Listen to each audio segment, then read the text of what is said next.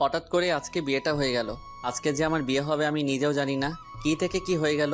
সবচেয়ে অদ্ভুত ব্যাপারটা হলো, যার সাথে আমার বিয়েটা হয়েছে সে আর কেউ নয়, আমার চাচাতো বোন।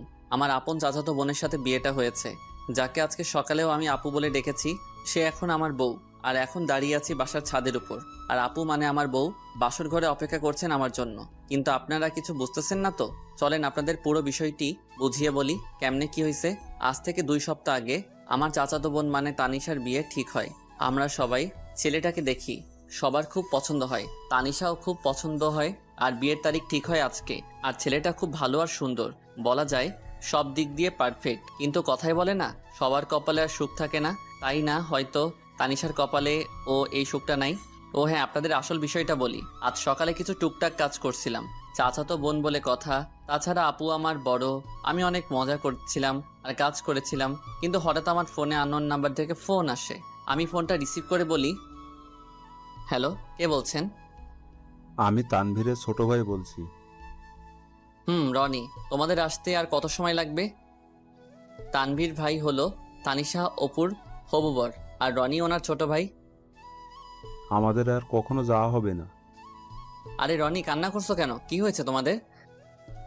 রাহি ভাই, আপনাকে কিভাবে কথাটা বলবো আমি নিজেও বুঝতে পারছি না। আরে কি হয়েছে সেটা তো আগে বলো। আর এইভাবেই বা কান্না করছো কেন আজকে এত সুন্দর একটা দিনে? ভাই, তানিশা আপুর কপালে হয়তো তানভীর ভাই নাই। কান্না করতে করতে বলতেছে মানে? তুমি কি বলতে চাচ্ছ একটু বুঝিয়ে বলো প্লিজ। তানভীর ভাই আর তানভীর ভাইয়ার কি হয়েছে বলো প্লিজ। ভাইয়া আর এই পৃথিবীতে নেই। কি কি বলছো তুমি এসব রনি? ভাইয়ের অ্যাক্সিডেন্ট হয়েছে। কি বলছো এসব? আমি ঠিকই বলছি। কি করে হলো এসব? আমরা সবাই মিলে আনন্দ করে আসছিলাম, হঠাৎ করে আমাদের গাড়ি ব্রেক ফেল করে, কিন্তু গাড়ি কন্ট্রোল করতে পারেনি, তাই গাছের সাথে গিয়ে ধাক্কা লাগে। তারপর আমার কিছু মনে নেই। তারপর কি হলো রনি, বলো প্লিজ। আমার যখন জ্ঞান ফিরে তখন দেখি আমি হাসপাতালে। তানভীর ভাইয়ের কি হলো রনি? জ্ঞান ফেরার পরে শুনতে পেলাম ভাইয়ার মাথায় অনেক জোরে আঘাত লাগে, ফলে ভাইয়া নাকি ওখানেই মারা যায়। বলেই রনি কান্না করতে থাকে। আমি রনির কান্না সহ্য করতে পারছি না, তাই আমি রনিকে বললাম, রনি আমি আসছি, তোমরা কোন হসপিটালে আছো? সিলেট ওসমানী মেডিকেল হাসপাতালে। ওকে, আমি আসতেছি বলেই ফোনটা কেটে দিলাম। যখন আমি হাসপাতালের উদ্দেশ্যে বের হব, তখন চাচা বলল, কোথায় যাস এই সময় রাহি? আমি এসে তোমাদের সব বলছি। এইদিকে বিয়ে বাড়িতে সবাই চিন্তিত হয়ে পড়েছে, বর এখনো আসতেছে না কেন। চাচাকে আর কিছু বলতে না দিয়ে আমি বাইক নিয়ে চলে আসলাম সিলেট উসমানী মেডিকেল হাসপাতালে। তারপর রনির কেবিনের দিকে হাঁটতে লাগলাম।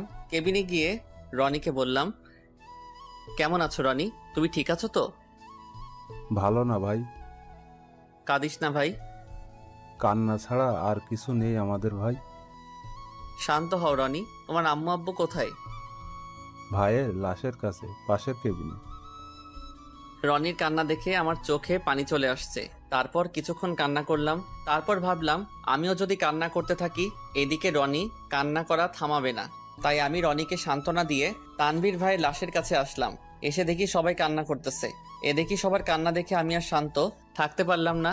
আমি কাঁদতে লাগলাম। কাঁদতে কাঁদতে বললাম, আন্টি প্লিজ কান্না করবেন না। আর আঙ্কেল আপনি অন্তত কান্না করা থামান। সবাই একসাথে এভাবে কান্না করতে থাকলে তানভীর ভাইয়ের আত্মা অনেক কষ্ট পাবে। কিভাবে কান্না থামায় বলো বাবা, আমাদের তো সব শেষ হয়ে গেল। আঙ্কেল, আপনি এভাবে কাঁদতে থাকলে সবাইকে সান্ত্বনা কে দিবে? কিভাবে শান্ত থাকি? তানভীর যে আমার বড় ছেলে, তাকে নিয়ে কত স্বপ্ন বাবা। আপনারা এভাবে কান্না করলে কি আর তানভীর ভাই ফিরে আসবে? বলেন প্লিজ, সবাই কান্না থামান। এই কথা বলার পর দেখি সবাই কান্না করা থামিয়ে দিল। আমি আবার বললাম, আমার মনে হয় এখানে এভাবে কান্না না করে তানভীর ভাইয়ের দাফন সম্পন্ন করা উচিত। হ্যাঁ, ভাইকে কবরের কাজ সম্পন্ন করা উচিত। তখন আঙ্কেল বলল, চলো সবাই। আঙ্কেল আমি কি আপনাদের সাথে যেতে পারি? চলো বাবা। তারপর তানভীর ভাইয়াকে বাড়িতে নিয়ে গিয়ে দাফন করার ব্যবস্থা করা হলো। জানাজার নামাজ আদায় করে সবার কাছ থেকে বিদায় নিয়ে বাড়ির উদ্দেশ্যে রওনা দিলাম। ফোন হাতে নিয়ে দেখি চাচা অনেকবার ফোন করেছেন, তাই তাড়াতাড়ি করে বাইক নিয়ে চলে আসলাম। বাড়ি পৌঁছাতে দুপুর পেরিয়ে গেল। বাসার ভিতরে ঢুকতেই চাচা বলল, এতক্ষণ কইছিলি তুই? বলতো রাহি, আর বরপক্ষের কেউ ফোন ধরছে না কেন? দেখলাম চাচার পিছনে সবাই দাঁড়িয়ে আছে, এমনকি তানিশা আপুও। তাই আমি বললাম, তোমরা সবাই শান্ত হও, আমি সব খুলে বলছি। তাড়াতাড়ি বল, কি বলবি? আসলে তানভীর ভাই, কি হয়েছে? আর কান্না করছিস কেন তুই? আসলে তানভীর ভাই আর আমাদের মাঝে নেই। উনি দুনিয়ার মায়া ত্যাগ করে পরপারে চলে গেছেন। তারপর আমি সবকিছু খুলে বললাম। এসব শুনে তানিশা আপু রুমের দিকে দৌড়ে গেলেন। বুঝতে পারলাম কিছু একটা হবে। আমিও পিছনে দৌড়ে গেলাম। যেই ভাবা সেই কাজ, যা ভাবছিলাম তাই হলো। জানালা দিয়ে দেখলাম তানিশা আপু সুইসাইড করতে যাচ্ছে। তানিশা আপু গলায় ফাঁস দেওয়ার চেষ্টা করছে। এখন কি করব বুঝতে পারছিলাম না। সবাই দরজা ধাক্কাধাক্কি করতেছে। এখন কিছু একটা তাড়াতাড়ি করতে হবে, যেভাবে হোক দরজা ভাঙতে হবে। দরজার পাশে গিয়ে সবাইকে বললাম জোরে জোরে লাথি মারার জন্য। আমার কথায় সবাই দরজায় লাথি মারতে থাকে। 5-6টা মারার পর দরজা ভাঙতে সক্ষম হলাম। ভিতরে গিয়ে আপুকে নামিয়ে দিয়ে ঠাস করে গালে বসিয়ে দিলাম। আপু হয়তো এটা কখনো ভাবতে পারিনি আমি আপুকে থাপ্পড় মারবো। আপু থাপ্পড় খেয়ে আমার গায়ে হেলান দিয়ে জ্ঞান হারালো। থাপ্পড়টা মেবি অনেক জোরে লেগেছে, তাই হয়তো জ্ঞান হারিয়েছে। আমি আপুকে নিয়ে নিচে নামালাম। সবাই আমার দিকে হা করে তাকিয়ে আছে। তারপর আপুর জ্ঞান ফেরার জন্য অনেক চেষ্টা করলাম। আম্মুকে বললাম একটু পানি নিয়ে আসো। আম্মু পানি এনে আপুর চোখে দিলেন। সাথে সাথে আপুর জ্ঞান ফিরে। তখন আমি বললাম, এটা কি আপু, নিজের জীবন এভাবে নষ্ট করে দিতে গেলি? তো কি করব বল? কি নিয়ে বাঁচবো আমি? আমার সব আশাই তো শেষ। তাই বলে কি সুইসাইড করতে যাবি? তো আমার কি বা করার ছিল বল? আমরা আবার তোমার জন্য পাত্র খুঁজবো। আমাকে কে বিয়ে করবে শুনি? যে মেয়ের হবু বর রাস্তায় আসার আগেই মারা যায়, সেই মেয়েকে কে বিয়ে করবে তুই বল? আমি কিছুই জানি না বলে ওখান থেকে চলে আসলাম। এখানে আর বেশিক্ষণ থাকলে হয়তো আমিও কেঁদে দিতাম, তাই সেখান থেকে ছাদে চলে আসলাম। ছাদের এক কোণায় দাঁড়িয়ে রইলাম। আপুর জন্য অনেক কষ্ট হচ্ছে। আমার চোখের কোণায় হাত দিয়ে দেখলাম পানি চলে এসেছে। ছাদে অনেক সময় দাঁড়িয়ে আপুর কথা ভাবতে লাগলাম। হঠাৎ কাঁধে কারো হাতে স্পর্শ অনুভব করলাম। পিছনে ফিরে দেখি আব্বু। আব্বু কিছু বলবা? বলবো। বলো, কি বলবা? তুই আগে আমাকে কথা দে, আমি যা বলবো আমার সে কথাগুলো তুই রাখবি। রাখবো, বলো। আমি বলি কি, তুই তানিশাকে বিয়ে করে নে। কি বলো আব্বু, এটা কিভাবে সম্ভব? তানিশা আমার আপু হয়, তার উপর আমার বড়। আমি জানি তানিশার যদি কিছু হয়ে যায়। আমি জানি না, আমি পারবো না। কিন্তু তুই ভেবে দেখতে পারিস, তোর জন্য হয়তো সে বেঁচে থাকতে পারবে। ঠিক আছে, ভেবে দেখবো। সেখান থেকে আব্বু চলে গেল। আমিও ওখানে দাঁড়িয়ে আছি। কিছুক্ষণ পর চাচু আমাকে বলল, রাহি, আমি একটা কথা বলি। পিছন থেকে কাঁধে হাত দিয়ে বললেন, চাচা বলেন। তুই আমার মাথায় হাত দিয়ে বল, আমার কথা রাখবি। কিন্তু চাচা। কোনো কিন্তু নয়, তুই আমার মাথায় হাত দিয়ে বল, আমার কথা রাখবি। আচ্ছা বলো, তুমি যা বলবে আমি শুনবো। তুই আমার মেয়েকে বিয়ে কর বাবা, আমার মেয়েটার জীবন বাঁচা। কান্না করতে করতে বললেন চাচা। কিন্তু চাচা, তানিশা আপু লাগে, তার উপর আমার বড় হয়। কোনো কিন্তু নয়, আর তানিশা তোর মাত্র 2 বছরে বড়। প্লিজ বাবা, তুই আমার মেয়েকে বিয়ে করে ওর জীবনটা বাঁচা। বল বাবা, বিয়ে করবি? কাঁদতে শুরু করলেন চাচা। ঠিক আছে চাচা, আমি বিয়েতে রাজি আছি। আর এইভাবেই আমার আর তানিশা আপুর বিয়েটা সম্পন্ন হলো। এতক্ষণ যা বললাম সব বিয়ের আগের ঘটনা। দেখছেন কখন থেকে আপনাদের সাথে বক বক করেই যাচ্ছি। আপনাদের আমার পরিচয়টাই দেওয়া হলো না। আমার নাম ফয়সাল আহমেদ রাহি, বাবা মায়ের একমাত্র ছেলে। আর আমার ছোট একটা দুষ্টু মিষ্টির বোন আছে। আর মনে হয় আপনাদের কিছু বলার দরকার নেই, কারণ গল্প বললে সব জানতে পারবেন। এখন আর বক বক না করে গল্প ফিরা যাক। কি বলেন আপনারা? আমি ছাদে দাঁড়িয়ে এগুলো ভাবছিলাম। কখন যে চোখে পানি চলে এসেছে নিজেও জানি না। চোখ মুছতেছি, তখন কেউ কাঁধে হাত রাখলো। পিছন তাকিয়ে দেখি আব্বু। আব্বু ওই সময় এখানে? এখনো ঘুমাওনি কেন? পৃথিবীর একমাত্র খারাপ বাবা হয়তো আমি। নিজের ভাইয়ের মেয়ের জন্য নিজের ছেলের কুরবানি দিলাম। আমি চুপ। তোর সাথে আমি আর ভাই অনেক বড় অন্যায় করে ফেলেছি। এ সময় তোর ঘুরে বেড়ানোর কাজ, বন্ধুদের সাথে সময় কাটানো, পড়াশোনা করার সময়, সেখানে আমরা তোর উপর অনেক বড় একটা দায়িত্ব দিয়ে ফেলেছি। তোর অমত থাকা সত্ত্বেও আমরা তানিশের সাথে তোর বিয়ে দিয়েছি। আমাদের মাফ করে দিস বাবা। কি সব আবল তাবল বলছো আব্বু? তোমার ভালো মনে করছো তাই বিয়ে দিয়েছো, এতে কষ্ট পাওয়ার কি আছে? মেয়েটা কিছু একটা করে ফেলতে পারে, তাই তোর সাথে বিয়ে দিয়েছি। রাগ করিস না বাবা, অনেক রাত হয়েছে, ঘরে যা। বাবা, মেয়েটা একা বসে আছে। আমি আর কিছু না বলে নিচে চলে আসলাম। আমার রুমে দরজা খুলে দেখে আপু কান্না করছে। আমার এখন ঠিক কি করা উচিত বুঝতে পারছি না। আমি কাঠের পাশে গিয়ে দাঁড়িয়ে রইলাম। রাহি, হুম। তোর সাথে আমার কিছু কথা আছে। বলো, কি বলবা? আমি জানি তুই খুব ভালো একটা ছেলে, তোর মতন স্বামী পাওয়া ভাগ্যের ব্যাপার, কিন্তু আমি তোকে স্বামী হিসেবে মানতে পারবো না। অবাক হয়ে তাকিয়ে রইলাম অপুর দিকে। তুই জানিস তুই আমার ছোট ভাই, হোক তুই আমার চাচাতো ভাই, কিন্তু আমি তোকে স্বামী হিসেবে মানতে পারবো না। কিছু বললাম না।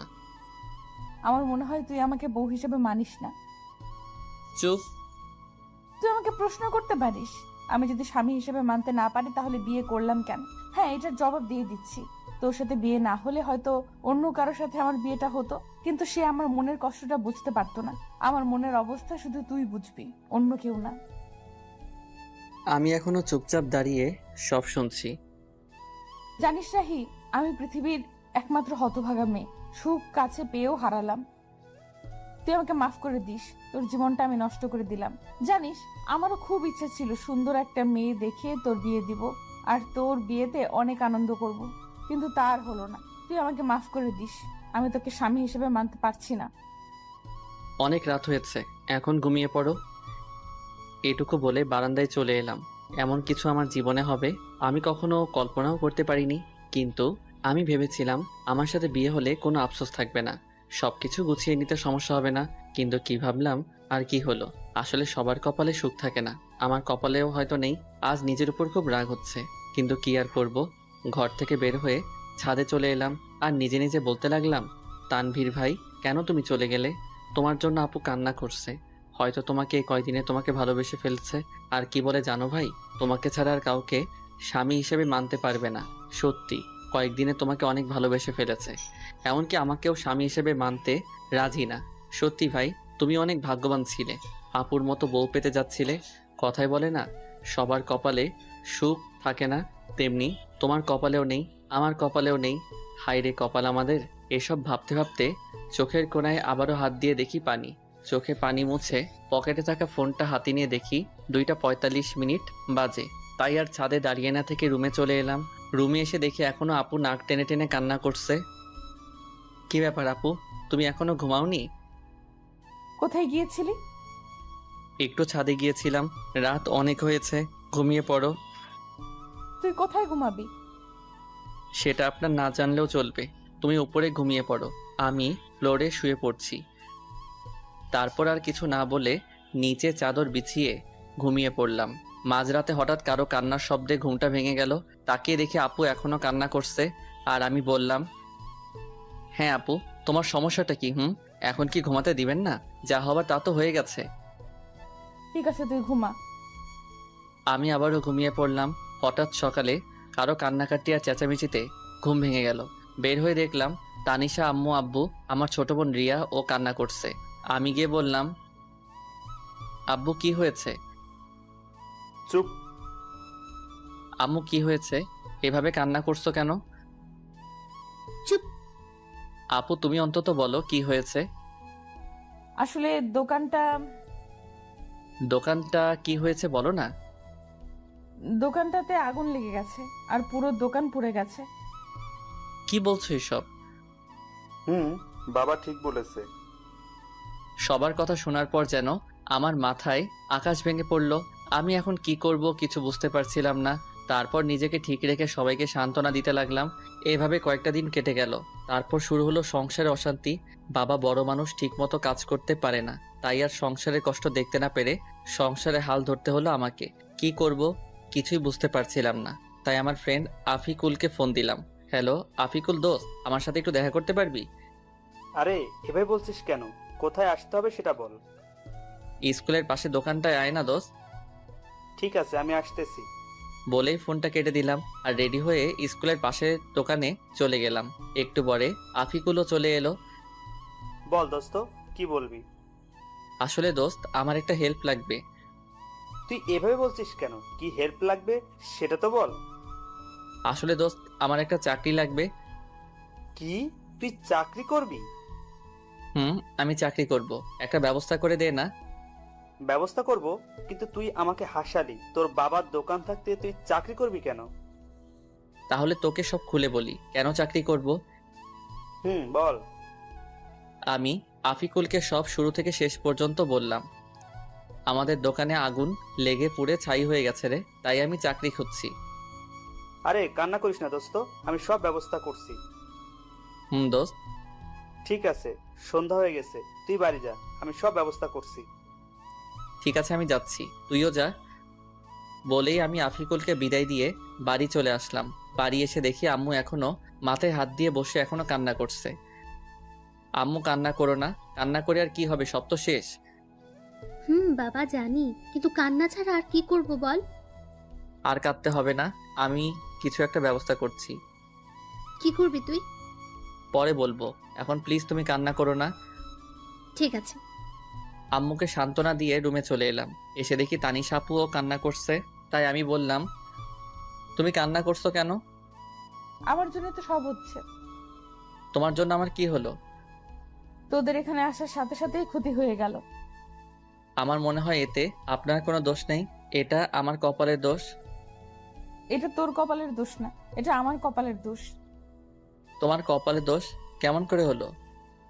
হ্যাঁ, আমার কপাল খারাপ, কারণ যে মেয়ের বিয়ের দিনে বর মারা যায়, শ্বশুর বাড়ি আসতে না আসতেই ক্ষতি হয়ে যায়, তার কপালের দোষ না তো কার কপালের দোষ? কি বলছেন? আপনার শ্বশুরবাড়ি? হ্যাঁ, আমার শ্বশুর বাড়ি তো। কেমন করে হলো তোমার শ্বশুরবাড়ি? কারণ তোর সাথে আমার বিয়ে হয়েছে, তাই এটা আমার শ্বশুর বাড়ি। কি তোমার সাথে আমার বিয়ে হয়েছে? হুম। কি ওটা বিয়ে? আমার তো মনে হয় না। হয় না কেন? আমি তোমাকে বউ হিসেবে মানি না, আর তুমিও আমাকে স্বামী হিসেবে মানো না। কথা বলতে বলতে হঠাৎ আফিকুলের ফোন এসেছে। আফিকুল বল। খুশির খবর আছে বন্ধু। কি খুশির খবর? দোকানে আয় বলছি। ঠিক আছে আমি আসছি, তুই একটু অপেক্ষা কর। আমি বের হতে হতে তানিশা আপুকে বললাম, আমি আসি, তোমার সাথে পরে কথা বলবো। কোথায় যাবি এখন? এসে সব বলছি তোমাকে। আমি আর কথা না বলে চলে আসলাম স্কুলে পাশের দোকানে। এসে দেখি আফিকুল আমার জন্য অপেক্ষা করছে। বল দোস্ত, কি খুশির খবর? আমি তো চাকরির ব্যবস্থা করে ফেলেছি দোস্ত। কি, তুই আমার চাকরির ব্যবস্থা করে ফেলেছিস? দোস্ত, তোর জন্য এটুকু করতে পারবো না বল? আমি অনেক খুশি রে, খুব বড় একটা উপকার করেছিস। এখন বল কি খাবি? কি, তুই আমাকে ঘুষ দিতে চাচ্ছিস? আরে না, তোকে আজকে খুশি হয়ে খাওয়াবো। আরে লাগবে না। প্লিজ দোস্ত, না করিস না। আচ্ছা ঠিক আছে, শুধু চা খাবো। রহিম চাচা 2টা চা আর বিস্কুট দেন তো।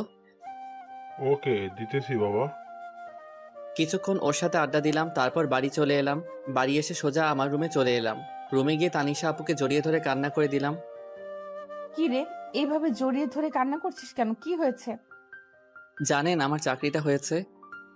কি চাকরি হয়েছে? চাকরি হয়েছে। এখন বলেন কি খাবেন? আইসক্রিম খাওয়াবে? আমি আইসক্রিম খাবো। কিন্তু এই সময় আইসক্রিম কোথায় পাবো? লাগবে না, যা। আরে রাগ করছো কেন? আমি আনছি ওকে। ঠিক আছে। দোকানে গিয়ে আমি আইসক্রিম নিয়ে এলাম। এই নেন আপনার আইসক্রিম। দে তাড়াতাড়ি।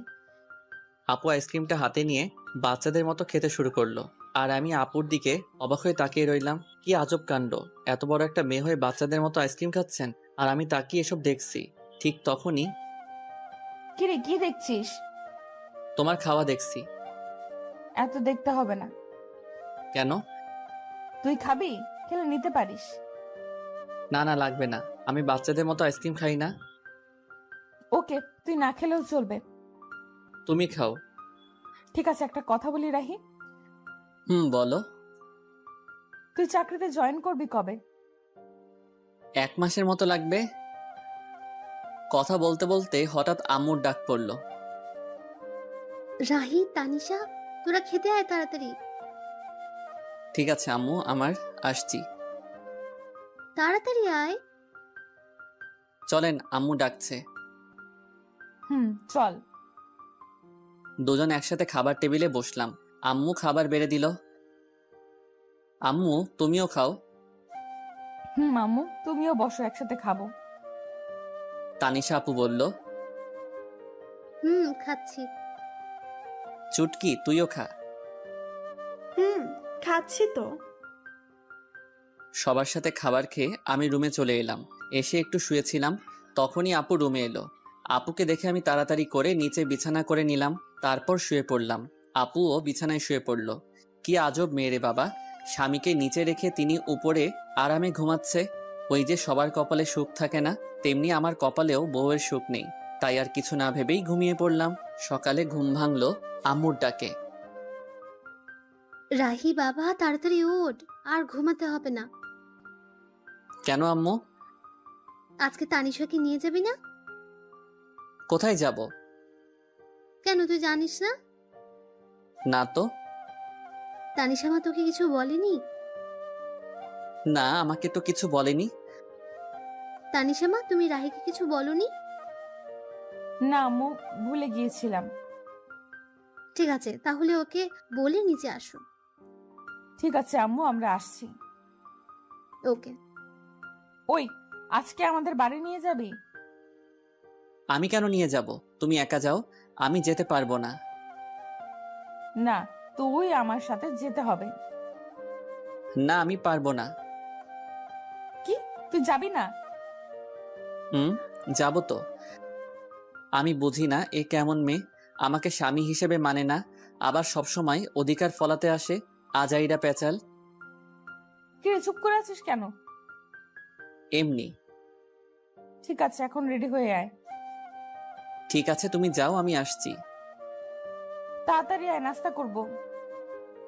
ঠিক আছে। ফ্রেশ হয়ে টেবিলে সবার সাথে নাস্তা শুরু করলাম। নাস্তা শেষ করে রুমে চলে এলাম। এসে শুয়ে পড়লাম।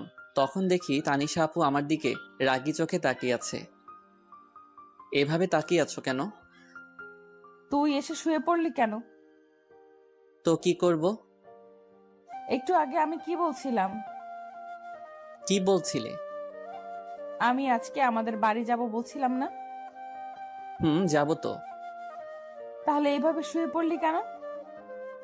এমনি। তুমি রেডি হও। ঠিক আছে, তুইও রেডি হয়ে নে। কথা বলতে বলতে হঠাৎ শুনতে পেলাম আমার চাচা চাচি মানে শ্বশুর শাশুড়ি আমাদেরকে নিতে এসেছেন।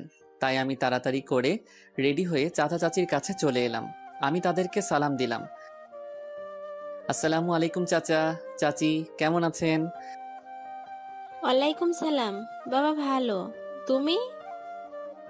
আলহামদুলিল্লাহ চাচি, আপনি? আলহামদুলিল্লাহ ভালো, কিন্তু তুমি আমাকে চাচি না, আম্মু ডাকবা। তুমি আমার ছেলের মতো। ঠিক আছে আম্মু, বলবো। মনে যেন থাকে। ঠিক আছে, আমি একটু আসছি আম্মু। ঠিক আছে বাবা, যাও। এরপর এখানে থেকে রুমে চলে এলাম। এসে তো আমি অবাক।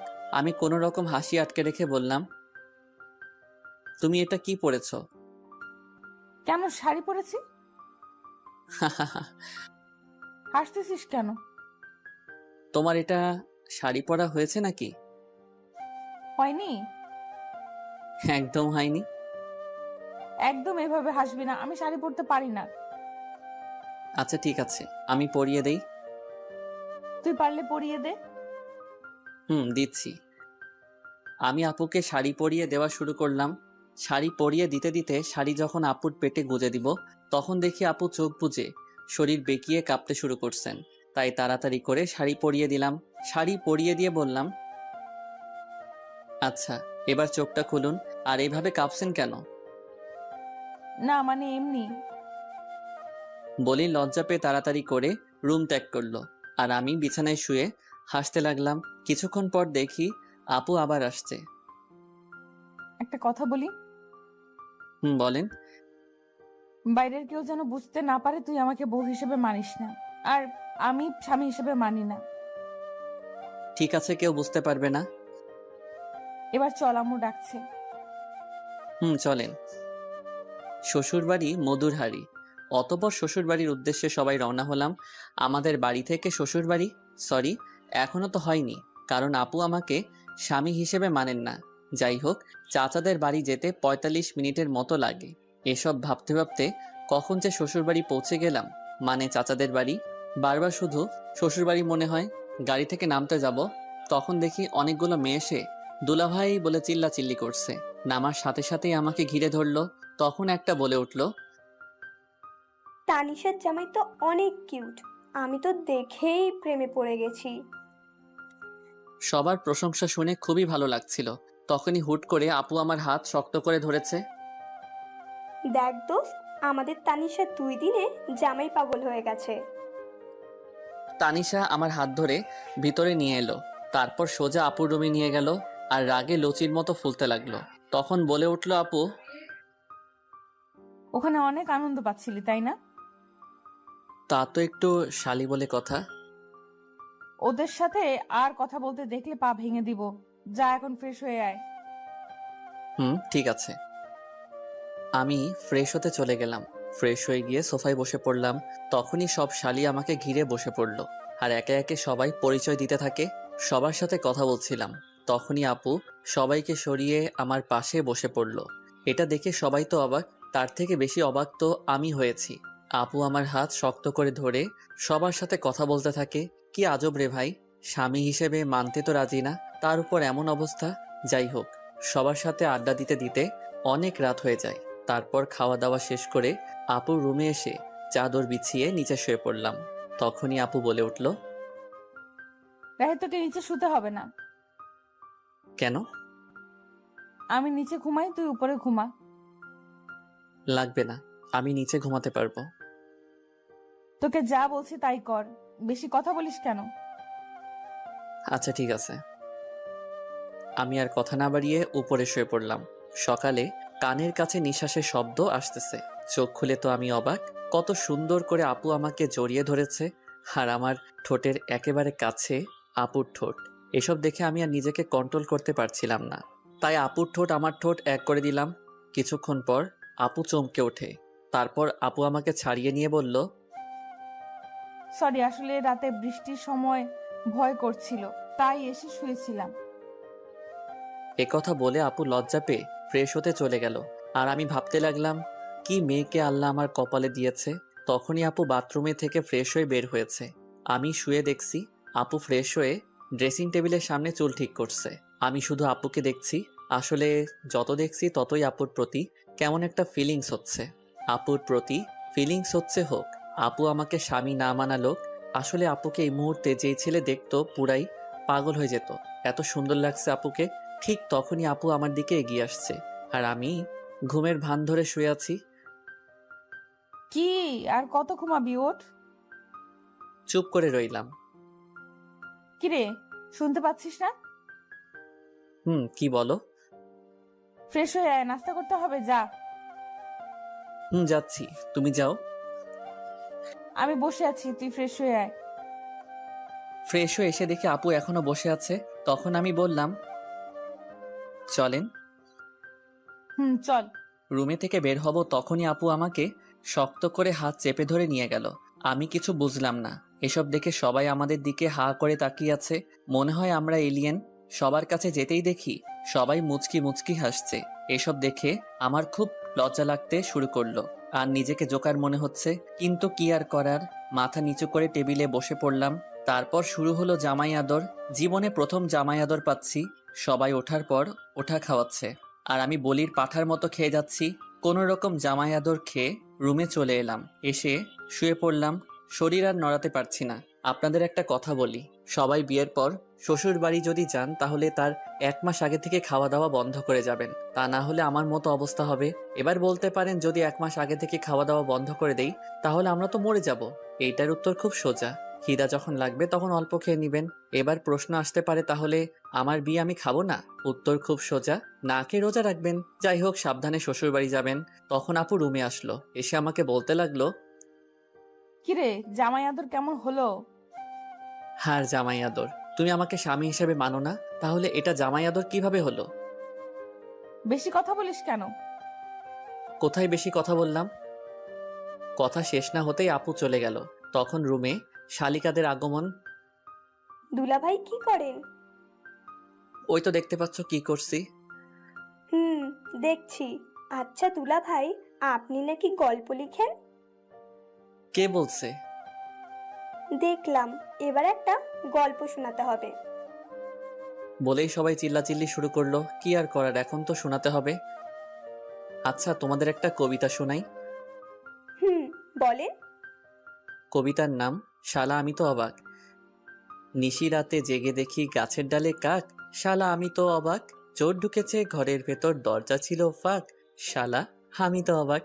মোবাইল নিল, টিভি নিল, রিমোট না হয় থাক। শালা আমি তো অবাক। পাচ্ছে যা নিচ্ছে ভরে, দুই হাতেরই মুঠোয় করে। চোরটা তো আচ্ছা খারাপ। শালা আমি তো অবাক। সব মালামাল বস্তা ভরে, চোর পালালো চুরি করে, যাকটা চলে যাক। শালা আমি তো অবাক। মধ্যরাতে অন্ধকারে কুত্তা ডাকে জোরে জোরে, শিয়ালরা দেয় হাঁক। শালা আমি তো অবাক। ভয়ে শরীর শিউরে ওঠে, না জানি আজ কি যে ঘটে। আবার ডাকে কাক। শালা আমি তো অবাক। হয়নি রাতে তেমন কিছু, কোনো হুতি নেয়নি পিছু, বেঁচে গেছি যাক। শালা আমি তো অবাক। সকালে দেখি পুরো পাড়া চিল্লাচিল্লি করছে তারা, চোরটা নাকি পড়ছে ধরা, চোরের মাথায় টাক। শালা এবার তো আমি পুরাই অবাক। এটা শুনে সবাই হাসতে হাসতে মরে যাওয়ার মতো অবস্থা। এভাবে দেখতে দেখতে কেটে গেল 2 দিন। আজ আমরা বাড়ি ফিরলাম। কথায় বলে না, হাসির পর কান্না আসে, তেমনি শুরু হলো আমাদের সংসারে টানাটানি। দোকান নেই, আব্বু কোনো কাজ করে না, এমনি আমিও কাজ করি না। বলে না, বসে বসে খেলে রাজার রাজত্ব শেষ হয়ে যায়, তেমনি আমাদের জমানো টাকাও শেষ হতে শুরু করলো। সংসারে অনেক টানাটানি, এসব আর ভালো লাগছে না। তাই আপিকুলের কাছে এলাম। দোস্ত, আমার চাকরির কি করলি ভাই? হয়ে গেছে। জয়েন কবে থেকে করতে হবে? কাল 1 থেকে জয়েন করবি। ঠিক আছে, কিন্তু তুই অনেক বড় একটা উপকার করলি ভাই, ধন্যবাদ তোকে। আরে ধন্যবাদ দিতে হবে না, বন্ধু তো বন্ধুর বিপদে আপদে পাশে থাকে। আমার জায়গায় তুই থাকলে কি করতি বল? করতাম। আচ্ছা, তুই পরীক্ষা ফিস দিয়েছিস? আমার হয়তো আর পড়ালেখা হবে না রে। লেখাপড়া ছাড়বি কেন? তো কি করব বল? জানি তোর কাছে টাকা নাই, তাই এই কথা বললি। আরে না। আমি সব জানি, আমার কাছে নাটক করবি না, আমি তোর টাকা দিয়ে দিব। ওকে দোস্ত। আচ্ছা চল, কলেজে গিয়ে সব দিয়ে আসি। না দোস্ত, এ সময় না, তুই গিয়ে আমার টাকাটা জমা দিয়ে দিস। আচ্ছা ঠিক আছে, আমি যাচ্ছি, পরে দেখা হবে। এরপর আফিকুল চলে যায়। মনের মধ্যে একটু শান্তি অনুভব করতে লাগলাম। আফিকুলকে বিদায় দিয়ে বাড়ি চলে এলাম। রাতে সবার সাথে খাবার খেয়ে একটু ছাদে চলে এলাম। কিছুক্ষণ পর আমার কাঁধে কেউ হাত রাখলো। চেয়ে দেখি আব্বু। আব্বু কিছু বলবা? আসলে কিভাবে যে বলবো। বলো তো। তানিশা রেজিস্ট্রেশনের টাকা দিতে হবে বাবা। কত টাকা লাগবে? 6,000 টাকার মতো লাগবে। আচ্ছা ঠিক আছে, কবে দিতে হবে? কালকের পরের দিন। আচ্ছা ঠিক আছে, কালকে দিয়ে দিব। ঠিক আছে। আব্বু, তুমি এভাবে কান্না করছো কেন? এমনি বাবা। বলেই আব্বু কান্না করতে করতে চলে গেল। আব্বুর কান্না দেখে নিজেকে কন্ট্রোল করতে পারলাম না, নিজেও কান্না করে দিলাম। আব্বু চলে যাওয়ার পর কিছুক্ষণ ছাদে রইলাম, তারপর সেখান থেকে এসে ঘুমিয়ে পড়লাম। সকালে তাড়াতাড়ি ঘুম থেকে উঠে ফ্রেশ হয়ে নামাজ আদায় করে নিলাম। কাউকে কিছু না বলে অফিসে চলে এলাম। আগে থেকেই সবকিছু বলা ছিল, তাই সোজা জয়েন করে ফেললাম। তারপর ম্যানেজার স্যারের কাছে এলাম। আসতে পারি স্যার? আরে রাহি, আসো। স্যার, আমার কাজটা কি জানতে পারি? অবশ্যই। আমার কাজটা কি? তোমার কাজ সেল করা। ঠিক আছে স্যার। আর হ্যাঁ, প্রতিদিন সকাল 8টায় আসতে হবে, দেরি হলে বেতন থেকে টাকা কাটা যাবে।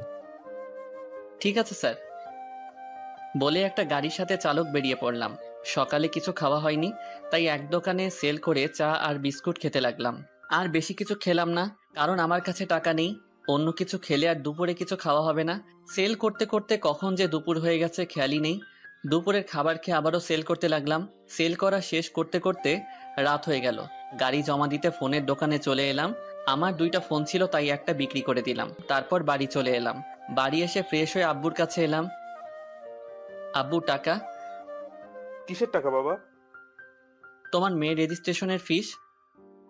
আমি আর কিছু না বলে আব্বুর কাছে টাকা দিয়ে রুমে চলে এলাম। একটু পর আপু মানে তানিশা খাবারের জন্য ডাক দিল। সবার সাথে খাবার খেয়ে ছাদে চলে গেলাম।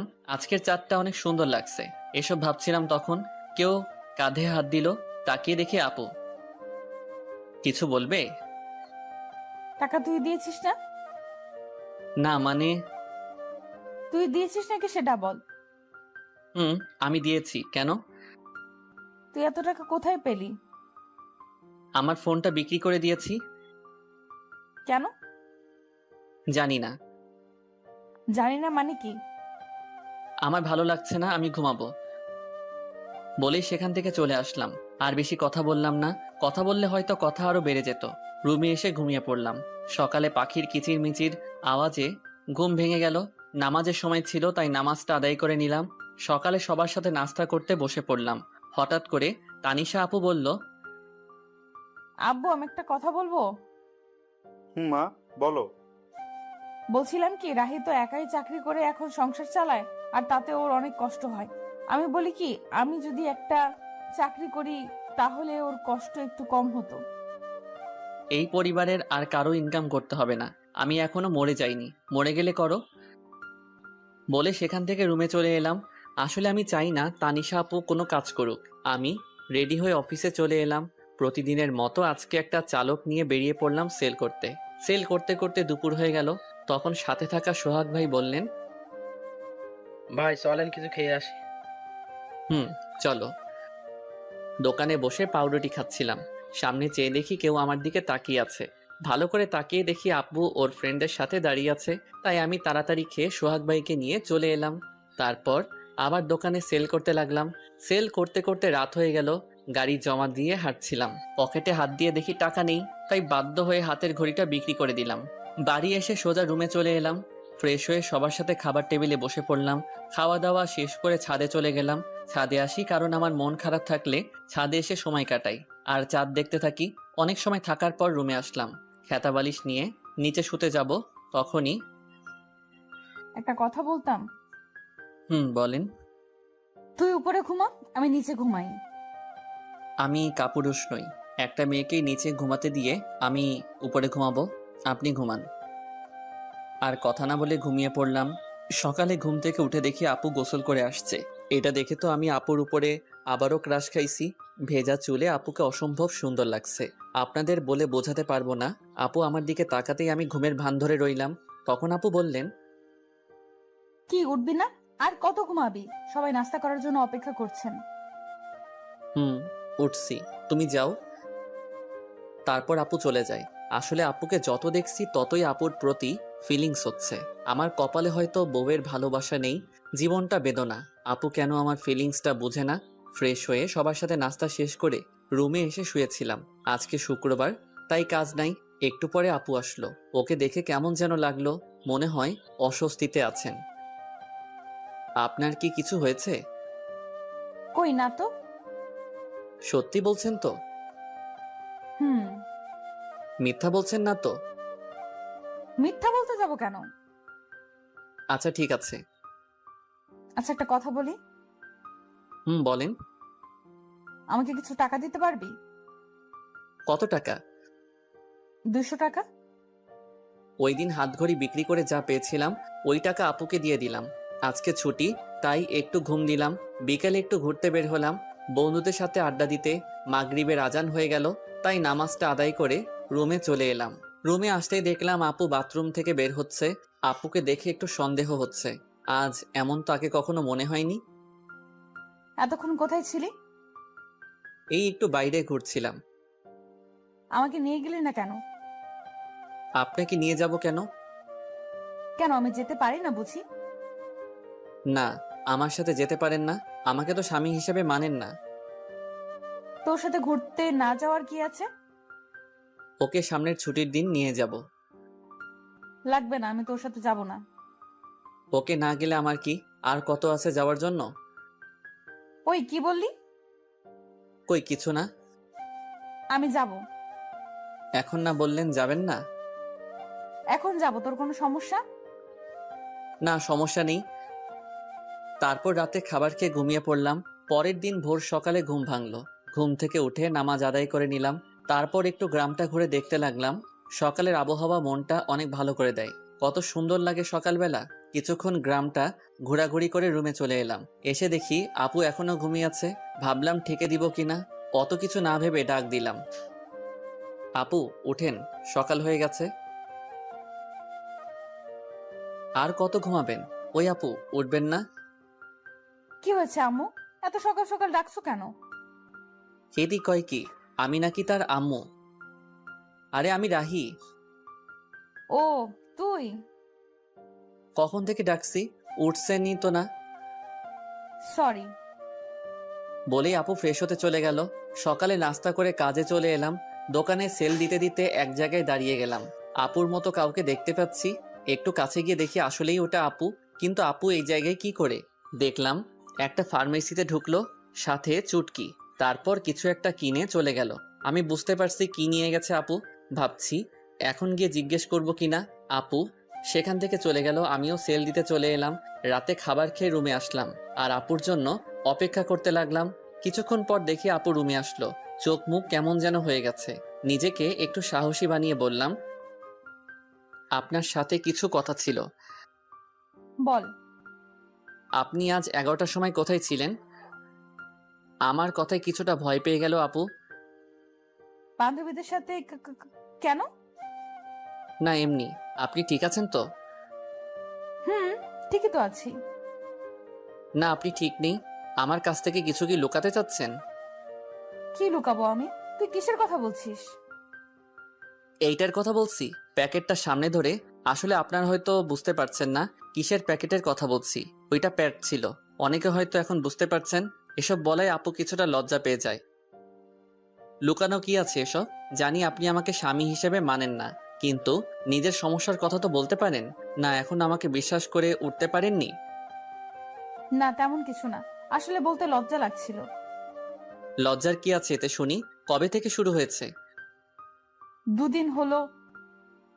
ওকে তুমি এখানে বসো, আমি আসছি। আপুর জন্য গরম পানি করে নিয়ে আসলাম।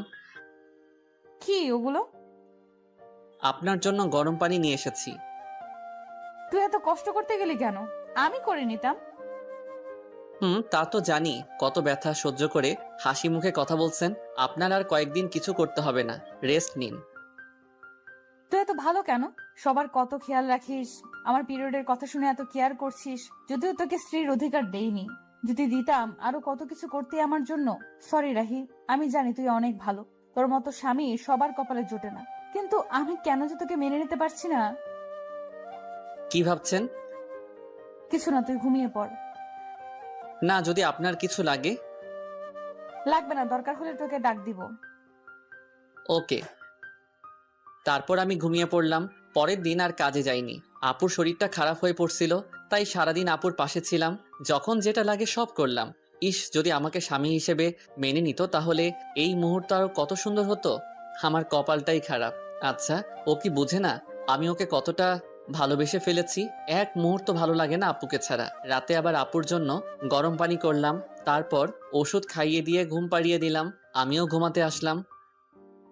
রাহি, বলেন। তোকে একটা কথা বলার ছিল। কি? আমি প্রথম দিন তোকে একটা কথা বলেছিলাম, আমি তোকে স্বামী হিসেবে মানতে পারবো না। কিন্তু এতদিন তোকে কাছে থেকে দেখেছি, তোর কেয়ার গুলো দেখে সত্যি আমি তোকে অনেক ভালোবেসে ফেলেছি। প্লিজ তুই আমাকে তোর স্ত্রী হিসেবে গ্রহণ কর। আমিও তো আপনাকে প্রথম দিন থেকেই ভালোবেসে ফেলেছি। কি এতদিন বলিসনি কেন? আমি কি জানতাম আপনিও আমাকে ভালোবাসেন? এখন তো জানলি। হুম। এখনো কি আপনি বলবি? আচ্ছা ঠিক আছে, তুমি করে বলবো। ও, ওদিকে আসছিস কেন? আপনিটাকে তুমি করতে হবে তো। আপুর এমন কথা শুনে আমার তো খুশিতে হিরো আলমের গান লাগাই নাচতে ইচ্ছে করতেছে। মনে সাহস নিয়ে আপুর ঠোঁটের কাছে আমার ঠোঁট এক করতে যাব, ঠিক তখনই চমকে উঠেছিলাম। আপু আমাকে থাপ্পড় মারলো কেন?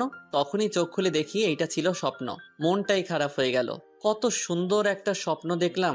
এটা যদি বাস্তবে হতো তাহলে কেমন হতো। কিন্তু ওই যে আমার কপাল খারাপ, চারদিকে তাকিয়ে দেখি সকাল হয়ে গেছে। বিছানায় চোখ যেতেই দেখলাম আপু কত সুন্দর করে ঘুমাচ্ছে, ছোট বাচ্চাদের মতো করে। দেখলেই তো পাগল হয়ে যাওয়ার মতো অবস্থা। কিন্তু কিছু করার নেই, এত রোমান্টিক হওয়া আমার জন্য মানায় না। তাই গিয়ে আপুকে ডাক দিলাম, আপু উঠুন, সকাল হয়ে গেছে। হুম, আপনার শরীরে কেমন আছে এখন? ভালো। আপুকে তুলে আমি ফ্রেশ হয়ে খাবার টেবিলে চলে এলাম। দেখি আব্বু বসে আছে। রাহি, তোর সাথে কিছু কথা আছে। বলো আব্বু। আমাদের দোকানটা নতুন করে শুরু করবো ভাবছি। আব্বু, এটা তো ভালো কথা। দোকানটা চালু হলে তোকে আর চাকরি করতে হবে না, লেখাপড়া কমপ্লিট করবি আর তানিশা মার খেয়াল রাখবি। আব্বু, পরেরটা পরে দেখা যাবে, আগে তো শুরু করো। হুম এইভাবেই আমাদের জীবনটা চলছিল। আপু আগের থেকে বেশি আমার উপর রাগ দেখায়, আবার অধিকারও খাটায়। মনে হয় যেন সত্যি আমি ওর বর। কখনো মনে হয় মেনে নিয়েছে, আবার কখনো মনে হয় এগুলো সবাইকে দেখানোর জন্য করছে। একদিন আপু বলল, চল আজকে আমরা ঘুরতে যাই। কোথায় যাবেন? চা বাগান দেখতে যাই। আমার ভালো লাগছে না। কি? আরেকবার বল, দেখ আমি তোর কি অবস্থা করি। আচ্ছা চলেন। এই তো গুড বয়। এ কেমন মেয়ে রে বাবা, একবার রাগ দেখায় আবার রাগ নেই, সব শেষ হয়ে যায়। ও আল্লাহ, কেমন মেয়ের পাল্লায় ফেললে। স্বামী হিসেবে মানে না, কিন্তু স্বামীর অধিকার ঠিক কাটায়। মন চায় কচু গাছের লগে ফাঁস দিয়ে মরে যায়। আল্লাহ আমায় উঠাই লও। আমি রেডি হয়ে আপুর জন্য অপেক্ষা করতে লাগলাম। মেয়েদের এই একটাই জিনিস, কোথাও যাইতে হলে মেকআপ নামের জিনিস তাদের দিতে হইব। কত সময় ধরে অপেক্ষা করতেছি, আসার কোনো নামই নেই। হলো আপনার? এই তো চল। আপুর দিকে তাকাতেই আবারও ক্রাশ খেলাম। নীল জামার সাথে ম্যাচিং করে চুড়ি, চোখে কাজল, অসম্ভব সুন্দর লাগছে, পরীর মতো লাগছে। কি আর বলমু ভাই, এগুলো শুধু নাটকে আর গল্পেই সম্ভব। জীবনে তো একটা পরীর মতো সুন্দর মাইয়া দেখলাম না, পরী নামের পেতনি দেখছি। কি হলো, হা করে কি দেখছিস? পরী দেখি। এখানে পরি পাইলি কই? আমার সামনে। মুখ ফসকে কথাটা বলে ফেললাম। আমার কথা শুনে আপু কিছুটা লজ্জা পেয়ে যায়। আর পরি দেখতে হবে না, চল। চলেন। তারপর আমি গিয়ে আমার বাইকটা বের করলাম। আপু এসে দাঁড়িয়ে আছে। উঠবেন না? উঠছি তো। বলেই আপু বাইকে উঠে আমার কাঁধে হাত রাখলো। কাঁধে হাত দিতেই অন্যরকম অনুভূতি হচ্ছিল। এই প্রথম বাইকে কোনো মেয়েকে নিয়ে উঠলাম। চাচাতো বউকে নিয়ে বাইক চালাচ্ছি, খুব ফিলিংস হচ্ছে। এই ফিলিংসটা আপনাদের বলে বোঝাতে পারবো না। তারপর বাইকটা স্টার্ট করে চালাতে শুরু করলাম। কিছুক্ষণ পর বাইকের স্পিডটা একটু বাড়িয়ে দিতেই আপু আমাকে শক্ত করে জড়িয়ে ধরে।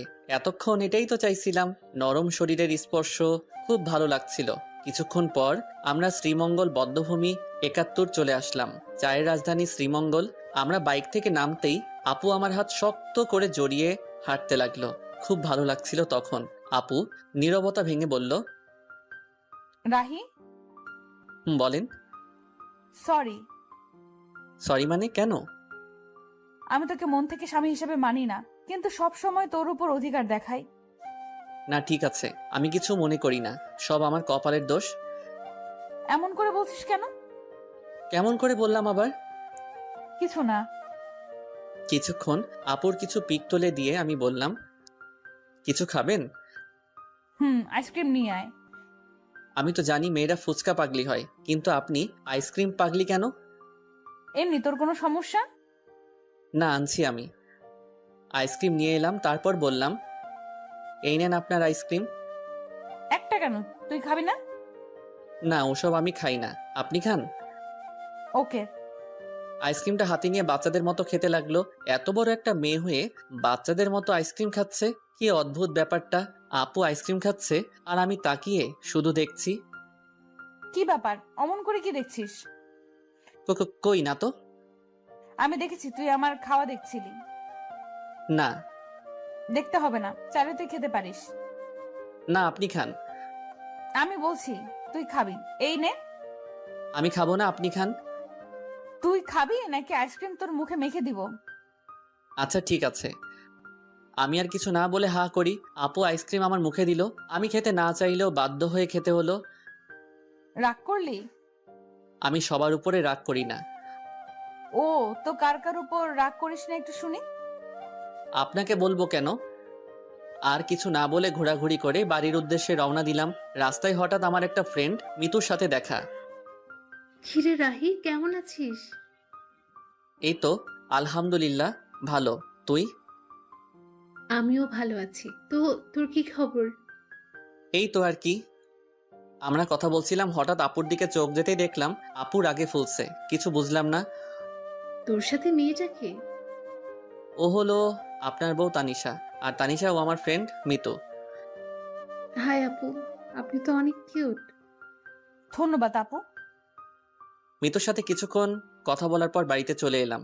বাড়িতে আসতে আসতে সন্ধ্যা হয়ে গেছে। আমি ফ্রেশ হয়ে বিছানায় শুয়েছিলাম, তখন আপু রুমে আসলো। দেখে মনে হচ্ছে কোনো কারণে রেগে আছে। রুমে এসে আমার সাথে কোনো কথা বলেননি, আমিও বলিনি। রাতে আম্মু খাবার খেতে ডাকছে, তাই আমি খাওয়ার জন্য চলে এলাম। খাওয়া দাওয়া শেষ করে রুমে চলে আসি, এসেই শুয়ে পড়ি। তখন আপু রুমে আসলো। তখন আমি বললাম, কি ব্যাপার, আপনাকে এমন দেখাচ্ছে কেন? সারাদিন তো ঠিকই ছিলেন। আমার সাথে কথা বলবি না তুই? কেন, আমি আবার কি করলাম? মেয়ে মানুষ দেখলে এই গায়ে পড়ে কথা বলতে হবে, তাই না? কখন আবার মেয়েদের সাথে কথা বললাম? ও, এখন তো মনে করিয়ে দিতে হবে। আসার সময় কি ওই মেয়ের সাথে কথা বলিসনি? এত হেসে হেসে কি কথা শুনি? ও তো আমার ভালো ফ্রেন্ড। তাহলে ওর কাছে যা, আমার সাথে কথা বলবি না। আমি ওর সাথে কথা বলছি, তাতে আপনার কি? আপনি এত রাখছেন কেন? আমারই তো সব। মানে?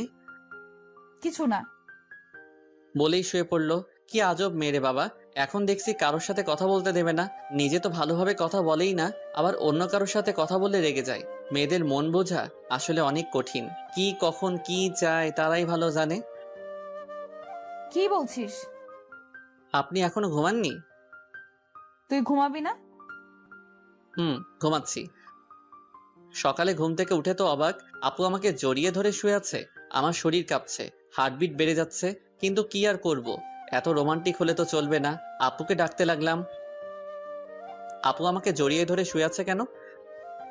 আমি আমার হাজবেন্ডকে জড়িয়ে আছি। তোর কোনো সমস্যা? আপনার হাজবেন্ড মানে বুঝলাম না। এখন ঘুমাতে দে, বেশি কথা বলিস না। আপনি ঘুমাবেন ভালো কথা, আমাকে তো ছাড়েন। আমার ইচ্ছে হয়েছে তাই ঘুমিয়েছি। ডিস্টার্ব করিস না তো এখন। হারামজাদি কয় কি, আমাকে জড়িয়ে আছে, আবার আমাকেই বলছে ডিস্টার্ব না করতে। মনে হচ্ছে লাথি মেরে মঙ্গল গ্রহে পাঠিয়ে দেই। কিন্তু ততক্ষণে ভাবলাম, যদি সেখানে পাঠিয়ে দেই আমার কি হবে? আমি তো আপুকে ভালোবাসি। নিজেকে শান্ত করে বললাম, আপনি ঘুমান, আমি মানা করেছি নাকি? কিন্তু আমাকে ছাড়ুন। তারপর আপু আমাকে ছেড়ে দেয়। আপনি চাইলে আরো ঘুমাতে পারেন। হুম। আমি ফ্রেশ হয়ে নাস্তা করে রুমে এসে দেখি বাচ্চাদের মতো বালিশটাকে জড়িয়ে ধরে শুয়ে আছে। এটা দেখে আমার ঠোঁটের কোণায় হাসি ফুটে উঠেছে। কালকে দিনটা আমার কাছে অনেক ভালোই লাগছিল। যত দিন যাচ্ছে আপুর প্রতি দুর্বলতা কাজ করছে। কেন জানি অনেক ভালোবেসে ফেলেছি। আপুকে ছাড়া হয়তো এখন এক সেকেন্ডও বাঁচতে পারবো না। আমি কি আমার মনের কথা বলে দিব? কিন্তু তখন যদি রেগে যায়? কিন্তু আমার মনের কথা না বলা পর্যন্ত তো আমি শান্তি পাচ্ছি না। সব সময় আপুর প্রতি ভালোবাসা, দুর্বলতা, ওকে স্পর্শ করার ইচ্ছা, ওর প্রতি নেশা আমার ভেতরটাকে শেষ করে ফেলছে। আচ্ছা, আপু কি আমাকে ভালোবাসে? ওর ব্যবহার দেখে তো তাই মনে হচ্ছে। আপুও আমাকে ভালোবাসে, কিন্তু বলতে পারছে না। আচ্ছা, আমি কি সরাসরি গিয়ে বলে দিব? আমরা কি সবকিছু ভুলে দুজন দুজনকে ভালোবাসতে পারি না? আজকে বলে দিব, যা হবার হবে। এদিকে তানিশা ঘুম থেকে উঠে আমাকে কোথাও খুঁজে পাচ্ছে না। সকাল থেকে একবারও দেখছে না। তানিশাও আমাকে ভালোবাসে, কিন্তু কখনো বলতে পারছে না। কারণ একে তো ও একটা মেয়ে, তার উপর আমি ওর চাচাতো ভাই, তার উপর ছোট লজ্জার কারণে বলতে পারছে না। কিন্তু মন থেকে রাহিকেই ভালোবাসে। রাত্রে বাড়ি আসার সময় আপুর জন্য আইসক্রিম, চকোলেট আর ফুল নিয়ে আসলাম। যেগুলো আপুর পছন্দ করে সেগুলো নিয়ে আসি। আজকে আমার মনের কথা বলেই দিব, পরে যা হবার দেখা যাবে। বাড়িতে এসে এগুলো নিয়ে সোজা আমার রুমে চলে এলাম। আমার রুমের মধ্যে ঢুকতে যাব, তখনই দেখি আপু কারোর সাথে ফোনে কথা বলছে। কি যেন মনে করে আর ভিতরে গেলাম না। দরজার ওপাশে দাঁড়িয়ে শুনতে লাগলাম, হ্যাঁ, আমি সত্যি ওকে ভালোবাসি আর ওর সাথে সারা জীবন থাকতে চাই। কিন্তু এই ঝামেলাটা থেকে আগে বের হই, তারপর আব্বু আম্মুকে সব বলে আমরা দুজন হানিমুনে যাব। তাদের কথা শুনে আমি তো অনেক বড় একটা ধাক্কা খাই। তার মানে আপু অন্য কাউকে ভালোবাসে। মুহূর্তের মধ্যে আমার সব আশা ভরসা সব নষ্ট হয়ে যায়। আমি কখনো ভাবতে পারিনি আমি ওর কাছে এত বড় একটা সমস্যা। আমি ফুলগুলো ফেলে দিয়ে আইসক্রিম আর চকলেট চুটকিকে দিয়ে দিলাম। না নয়, আমি ওকে মুক্ত করে দিব। আমি তাদের মাঝে ঝামেলা হয়ে থাকতে চাই না, তাই অনেক কিছু ভেবে সিদ্ধান্ত নিলাম আমি ওকে ডিভোর্স দিয়ে দিব। ও যদি অন্য কাউকে নিয়ে সুখে থাকতে চায় আমি বাধা দিব না। আমি রুমে ঢুকতেই আপু ফোন রেখে দেয়। সারাদিন কই ছিলি? একবারও বাড়িতে দেখলাম না। একটা কাজ ছিল। সারাদিন কিছু খেয়েছিস? দাঁড়া, আমি তোর জন্য খাবার আনছি। না না, আমি খাবো না, বাইরে থেকে খেয়ে এসেছি। তোর সাথে আমার কিছু কথা ছিল। বলেন। অনেক দিন থেকেই বলতে চেয়েছিলাম, কিন্তু বলতে পারিনি। জানি না এই বিষয়টা তুই কিভাবে নিবি। অত কিছু না বলে আসল কথাটা বলেই ফেলুন। আসলে আমি তোকে ডিভোর্স দিতে চান, তাই তো? মানে মানেটা খুব সহজ। আপনি আর এই মিথ্যা সম্পর্ক রাখতে চান না, তাই আমাকে ডিভোর্স দিতে চান। সমস্যা নেই, দিয়ে দিব। আপনার ইচ্ছা আমি খুব তাড়াতাড়ি পূরণ করে দিব। আমি ডিভোর্স পেপার রেডি করছি। আপনি আপনার পছন্দ মতো একটা ছেলেকে বিয়ে করে নিয়েন। কিন্তু আমি তো বাড়িতে কিভাবে জানবেন? ওইটা আপনাকে চিন্তা করতে হবে না, আমি ম্যানেজ করে নিব। তারপর আমি আর আপুকে কিছু বলার সুযোগ না দিয়ে ফ্লোরে শুয়ে পড়লাম। আর বেশিক্ষণ কথা বললে হয়তো চোখ দিয়ে বন্যা শুরু হয়ে যেত। যাকে এতটা ভালোবাসি সে আজ আমাকে এভাবে ছ্যাঁকা দিয়ে দিল। এসব ভাবতে ভাবতে কখন ঘুমিয়ে পড়েছি মনে নেই। হঠাৎ কারো কান্না করার আওয়াজ শুনে ঘুমটা ভেঙে যায়। চোখ খুলে দেখি তানিশা আপু কান্না করতেছে। কি ব্যাপার, এত রাতে কান্না করছেন কেন? কিছু না, এমনি। আজব তো, এত রাতে কেউ কাঁদে? নিজেও ঘুমাচ্ছেন না, আমাকেও ঘুমাতে দিচ্ছেন না। আচ্ছা তুই ঘুমা। আমি ঘুমিয়ে যাই। এদিকে তানিশা ভাবতে থাকে, কেন তোকে বলতে পারলাম না আমি তোকে কতটা ভালোবাসি? আমাকে একবার বলার সুযোগ না দিয়ে তুই সব বলে গেলি। আমি নাকি ডিভোর্স চাই? কিভাবে ভাবছিস এইসব? ওকে, তুই যদি আমাকে ডিভোর্স দিয়ে ভালো থাকিস তাহলে চলে যাব তোর জীবন থেকে অনেক দূরে। তাছাড়া তোকে বিয়ে করে তোর জীবনটা আমি নষ্ট করে দিয়েছি, পারলে ক্ষমা করে দিস। পরের দিন আমি উকিলের সাথে যোগাযোগ করে ডিভোর্সের অ্যাপ্লাই করে আসলাম। আমাদের 6 মাসের ডেট দিয়েছেন। সেখান থেকে আফিকুলের সাথে দেখা করলাম। দোস্ত, আমার সব শেষ। কেন, তোর আবার কি হলো? আর কাঁদছিস কেন? তানিশা আমার কাছে থেকে ডিভোর্স চাই। কি বলছিস এসব তুই? হ্যাঁ, আমি সত্যি বলছি। তাহলে কি করবি এখন তুই? আমার সাথে চল। কোথায়? চল না। আমি আর আফিকুল একটা বারে আসলাম। এখানে আনলি কেন? ড্রিঙ্কস করব তাই। তুই কি ড্রিঙ্কস করিস? হুম। কিন্তু তুই তো আজ পর্যন্ত একটা সিগারেটও মুখে নিয়ে দেখিস নাই। আজকের মতো তো আর কখনো কষ্ট পাই নাই। তারপর আমরা দুজনই ড্রিঙ্কস করি। আমি একটু বেশি খেয়েছি, যার কারণে নিজেকে কন্ট্রোল করতে পারছি না। তাই আফিকুল আমাকে বাড়িতে নিয়ে আসে। বাড়িতে দরজায় নক করতে তানিশা দরজা খুলে দেয়। ভাবি, আসলে আজকে রাহি একটু ড্রিঙ্ক করে ফেলেছে। আচ্ছা ঠিক আছে, আপনি ওকে ভেতরে নিয়ে আসুন। তারপর আফিকুল আমাকে রুমে রেখে চলে যায়। একটু পরে আপু আসলো। তুই ড্রিঙ্কস করেছিস? হ্যাঁ, হুম করেছি। তোর কোনো সমস্যা? তুই তো আগে এমন ছিলি না। সবসময় কি একরকম থাকতে হবে? এই বলে আমি তানিশার দিকে এগোচ্ছি আর তানিশা পিছনে যাচ্ছে। এদিকে আসছিস কেন? আমার ইচ্ছে হয়েছে, আমি আমার বউকে আদর করব, যা ইচ্ছা তাই করবো। আপনার কোনো সমস্যা? আমি তোকে আগেই বলেছিলাম। পুরো কথা শেষ হওয়ার আগে আমি ওকে ধরে ফেলি। কি করছিস? ছাড় আমাকে। আজকে আমার বউয়ের অধিকার নিয়েই ছাড়বো। এই বলে তানিশার কাছে যেতেই ধাক্কা মেরে বিছানায় ফেলে দিল। এত জোরে ধাক্কা দেয় যে আমি আর উঠতেই পারি না। একে তো নেশা করা অবস্থায় কখন যে ওখানেই ঘুমিয়ে পড়ি নিজেই জানি না। সকালে উঠে দেখি আজকে আমার আগে আপু উঠেছে। তাতে আমার কি, আমি আর ওকে নিয়ে ভাবতে চাই না। ফ্রেশ হয়ে নিচে আসলাম, কিন্তু তানিশাকে কোথাও দেখতে পাচ্ছি না। কি ব্যাপার, গেল কই? তারপর কিচেনে গেলাম, গিয়ে দেখি আম্মু আছে, তানিশা নেই। আম্মু, তানিশা কোথায়? ও তাসনিয়ার রুমে আছে। আচ্ছা। তারপর তাসনিয়ার রুমে গেলাম, গিয়ে দেখি দুজনে বসে কি যেন বলছে। আমাকে দেখে তাসনিয়া বলতে লাগলো, ভাইয়া কেমন আছিস? ভালো, তুই? আমিও ভালো। ভাবিকে ডাকতে এসেছিস? না, এমনিতেই তোকে দেখতে এসেছিলাম। হ্যাঁ, আগে তো এত ভালো ছিলি না, এখন কি ব্যাপার? ভাবি যাও, ভাইয়া তোমাকে দেখতে না পেয়ে মনটাকে সান্ত্বনা দিতে পারছে না। তুই কিন্তু একটু বেশি পেকেছিস। দেখছো ভাবি, তোমার সামনে ভাইয়া আমাকে বকা দিচ্ছে। এতক্ষণ চুপ ছিল, এবার বলল। ওকে, আর জ্বালাতে হবে না, চলো। তারপর আমি আর আপু চলে আসলাম। পিছনে ফিরে দেখলাম হারামিটা মিটমিট করে হাসছে। কিছু বলবি? আসলে কালকে রাতের জন্য সরি। আপু মাথা নিচু করে আছে। আসলে কালকে রাতে মনে হয় একটু বেশি করে ফেলেছি। আমি কখনো ভাবিনি এমনটা হবে। প্লিজ মাফ করে দিয়েন। আচ্ছা ঠিক আছে, তখন তুই হুঁশে ছিলি না, কিন্তু তুই ড্রিঙ্কস কেন করেছিস?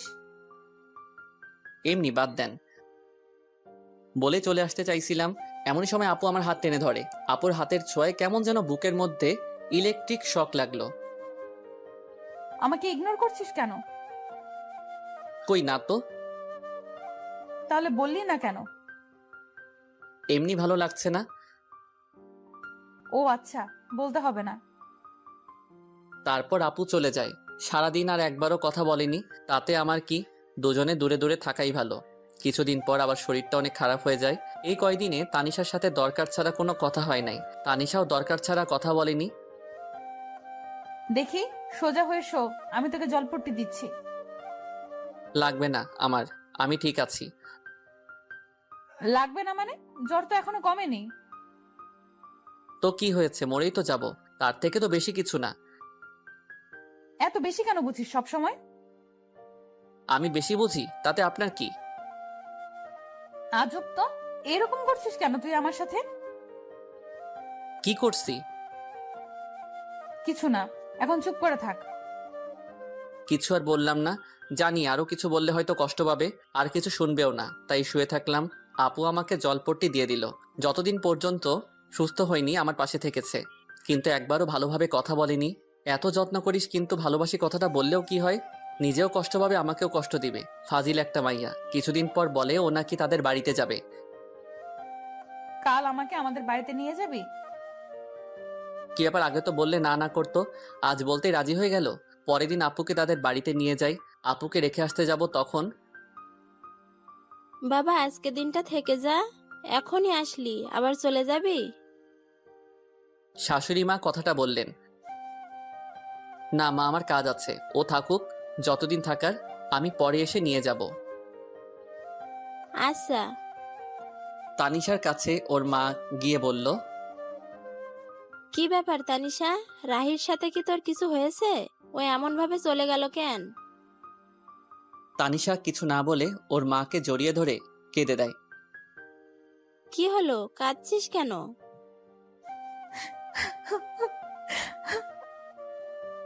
কি হয়েছে পাগলি মেয়ে, এভাবে কাঁদছিস কেন? রাহি কি তোকে কিছু বলেছে? আম্মু, আমি রাহিকে ভালোবেসে ফেলেছি, কিন্তু বলতে পারছি না। ও অন্য কিছু ভেবে আমার উপর রেগে আছে। তারপর ওর মাকে সব খুলে বলে। আমি রাহির সাথে কথা বলে দেখছি। না আম্মু, তোমাকে বলতে হবে না। তুই তো বলতে পারবি না, পাগলি একটা। আমি বলছি। না, আমিই বলবো, তারপর যা হবার হবে। ওকে, তাহলে এবার কান্না থামা, পাগলি একটা। এদিকে আমি বাড়িতে এসে কিছু ভালো লাগে না। মনটা শুধু হাহাকার করছে, কি যেন নেই মনে হচ্ছে। আপুকে ওখানে রেখে এসে তো এখন রুমটা ফাঁকা ফাঁকা মনে হচ্ছে। ওকে কি নিয়ে আসবো? কিন্তু এত রাতে কিভাবে যাব? কাল সকালে গিয়ে নিয়ে আসবো, তা না হলে ওকে দেখতে না পেয়ে মরেই যাব। এদিকে রাতটা যেন কাটতেই চাচ্ছে না। এপাশ ওপাশ করছি, এদিকে তানিশাও অস্থির অস্থির লাগছে। কেন যেন রাহিকে ছাড়া ভালো লাগছে না। অনেক কষ্টের পর সকাল হলো। আমি রেডি হয়ে বেরিয়ে পড়ব, তখনই এত তাড়াহুড়ো করে কোথায় যাচ্ছিস? একটা কাজে। তোর আবার কিসের কাজ? আছে একটা জরুরি কাজ, আমি যাচ্ছি বলে চলে আসলাম। এতক্ষণ পর তানিশা আপুর বাড়িতে চলে আসলাম। এসে কলিং বেল চাপ দিতেই আমার চাচা মানে শ্বশুর মশাই দরজা খুলে আমাকে দেখতে পান। আরে রাহি বাবা, এত সকালে যে? ভেতরে আসতে বলবেন না? আরে আয়, এটা তো তোরই বাড়ি। কে এসেছে গো? দেখে যাও, তোমার মেয়ে জামাই এসেছে। ও রাহি, বাবা ভিতরে এসে বসো। আম্মু, তানিশা কই? ওর ঘরে আছে। আচ্ছা। আমি আর এক মুহূর্তে এখানে না দাঁড়িয়ে আপুর রুমে চলে এলাম। এসে দেখি মহারানী মন খারাপ করে শুয়ে আছে। আমি একটু আওয়াজ করলাম, দেখলাম কোনো সারা শব্দ নেই। আপনার কি মন খারাপ? দেখি আমার কথা শুনে আমার দিকে তাকালো, কিন্তু ওকে দেখে মনটা খারাপ হয়ে গেল। মহারানী শুয়ে শুয়ে কান্না করছিল। তুই এখানে এসেছিস কেন? কেন, আমার শ্বশুর বাড়িকে আমি আসতে পারি না? না, আসবি না, চলে যা এখান থেকে। কিন্তু আমি তো চলে যেতে আসিনি, আমি তো আপনাকে সাথে করে নিয়ে যেতে এসেছি। আমি কেন তোর সাথে যাব?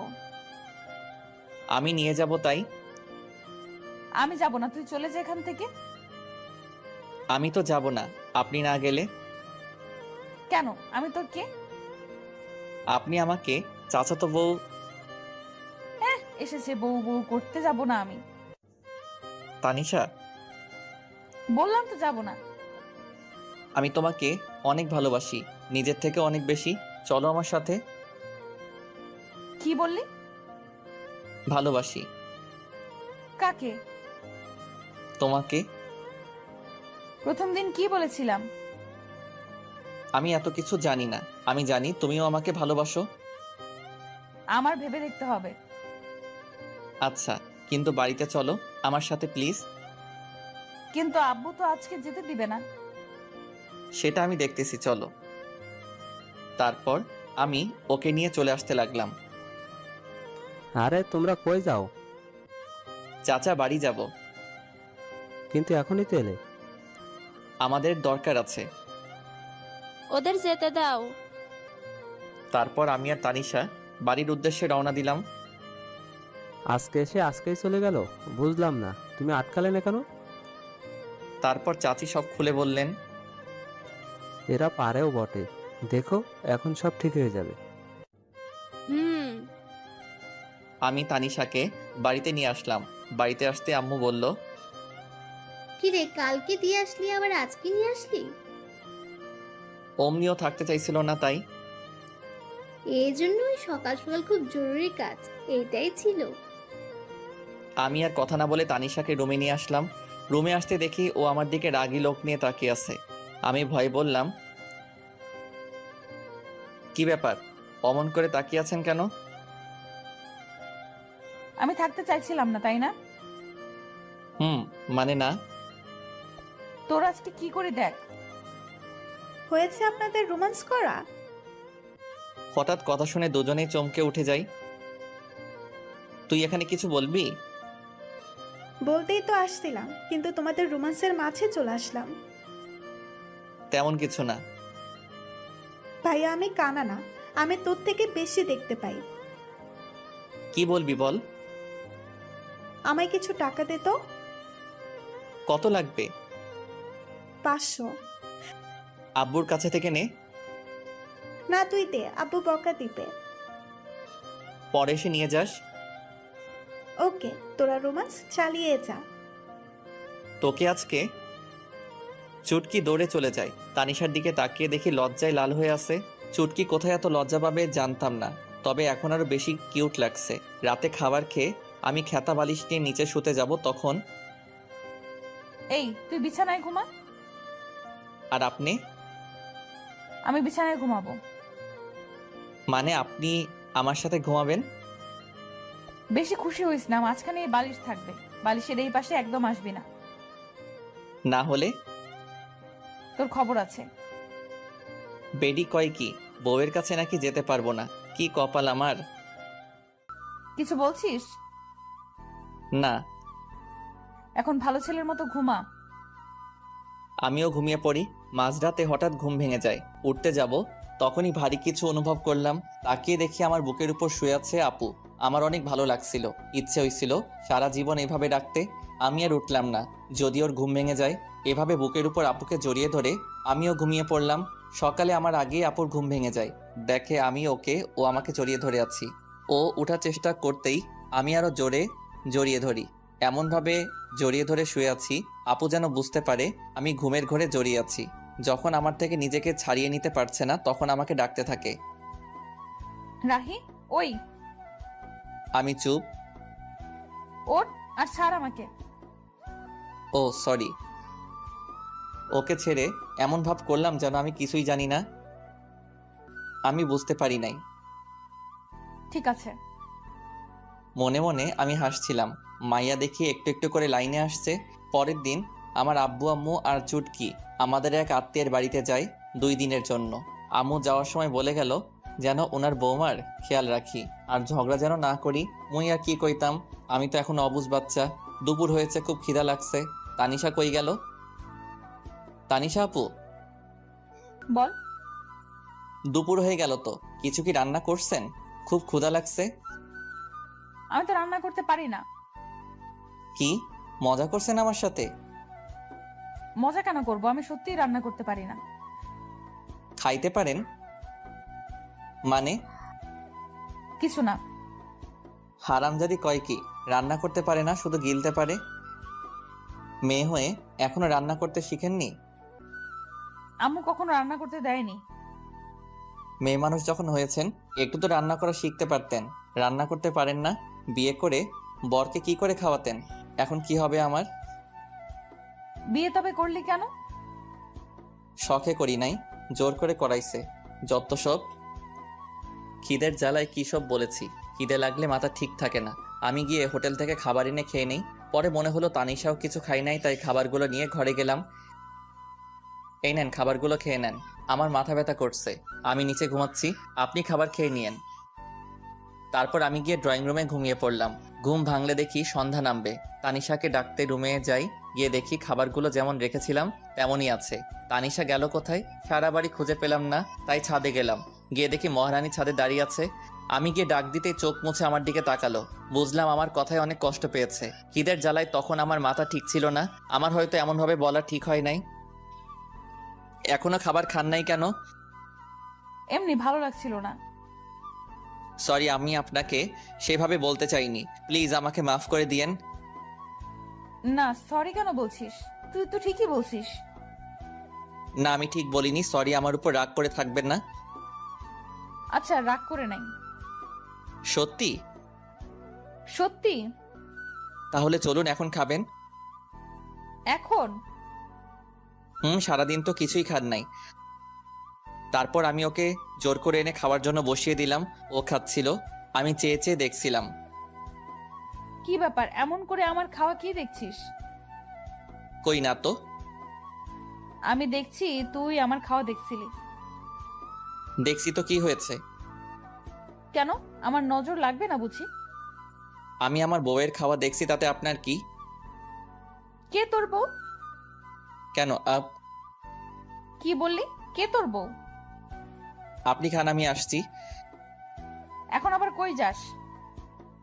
রাতের খাবার আনতে। আপনি তো আর রান্না করতে পারবেন না। পরের দিন এভাবেই চলে গেল। তার পরের দিন বাড়িতে সবাই এলো। এইদিকে মনে মনে আমি একটা প্ল্যান করতে থাকি। পরের দিন সকালে ঘুম থেকে উঠে দেখি তানিশা আমাকে আজকেও জড়িয়ে ধরে আছে। আমিও আমার উঠি না, কারণ এই সময়টা আমার কাছে খুব ভালো লাগে। সারাদিনে ওর এতটাই কাছে আসতে পারি, এটাই আমার জীবনের অনেক কিছু। সারা জীবন আমি ওকে আমার বুকের মধ্যে জায়গা দিতে চাই, যেন কখনো সে হারিয়ে না যায়। আজকে তানিশা ওর ফ্রেন্ডদের সাথে দেখা করতে গেছে। তোর কিছু ভালো লাগছে না। এর মাঝে আমার ফোনটা বেজে উঠলো। ফোন হাতে নিয়ে দেখি এক বড় ভাইয়ের ফোন। ফোন রিসিভ করলাম। রাহি বলছো? হ্যাঁ ফয়সাল ভাই, বলেন। তুই চাকরির কথা বলেছিস না? ভাই, বলেছিলাম। আমার এক আঙ্কেলের অফিসে তোর চাকরির ব্যবস্থা করেছি, তুই এই ঠিকানায় আয়। ভাই, আমি আসছি। ফয়সাল ভাইয়ের দেওয়ার ঠিকানায় আমি চলে গেলাম। তারপর ওনার সাথে দেখা করলাম, কাজ হয়ে গেল। আমিও চলে আসি। রাস্তা দিয়ে হাঁটছিলাম, হঠাৎ তানিশার মতো কাউকে দেখতে পেলাম। একটু এগিয়ে গিয়ে দেখি ও রাস্তায় অন্য পাশে আর ও ফ্রেন্ড অন্য পাশে। তানিশার সাথে একটা ছেলে আছে। ওই ছেলেটা কে আর তানিশার সাথে কি করছে একটু এগিয়ে গেলাম। গিয়ে দেখি তানিশার হাত ধরে টানছে। এটা দেখে তো আমার মাথায় গরম হয়ে গেছে। তানিশার হাত ধরে টানছে আর কি যেন বলেছে। তানিশা, আমি তোকে অনেক ভালোবাসতাম, কি করলি তুই এটা? দেখ ইমন, আমার হাত ছাড়। আমি তোকে আমার ভালো একটা ফ্রেন্ড ভাবতাম, আর কিছু না। আর আমার বিয়ে হয়ে গেছে, তুই তো জানিসই সব। কি আছে ওই রাহির মধ্যে যা আমার মাঝে নাই? সেটা তুই নিজেকে জিজ্ঞেস কর। হাত ছাড় আমার। ঠিক আছে, এক রাতের জন্য হলেও তো তুই আমার হবি। বিশ্বাস কর, তোকে এক রাত নিজের করে পাওয়ার জন্য অনেক অপেক্ষা করেছি আমি।